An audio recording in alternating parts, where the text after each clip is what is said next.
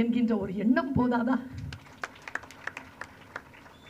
அதற்காகவாவது நான் அதை கற்றுக்கொள்கிறேனே என்று சொன்ன அந்த சாக்ரட்டிஸினுடைய தகவலை எழுதி மக்களுக்கு பரப்பிய இறையன்பு இதோ உங்களுக்கு முன்னால் பொக்கிஷ பெட்டியாக உட்கார்ந்து.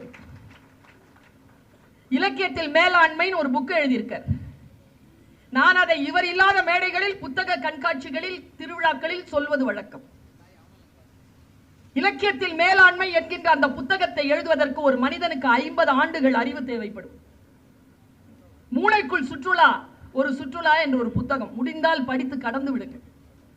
வைய தலைமை கொள்ளை எழுதுறாருங்க ஒரு புத்தகத்தை. சாதாரணமாக சொல்லுகிறார். இன்றைய இளைஞர்கள் எல்லோரும் தெரிந்து கொள்ள வேண்டிய செய்தி என்ன தெரியுமா? நாம் படிக்கின்ற படிப்பும் செய்யக்கூடிய வேலையும் மிக முக்கியமானது. அதனால் தான் இந்த உலகத்திற்கு நாம் அறியப்படுகிறோம் என்று எழுதுகிறார். இது எப்படி, நான் எப்படி நம்புவது?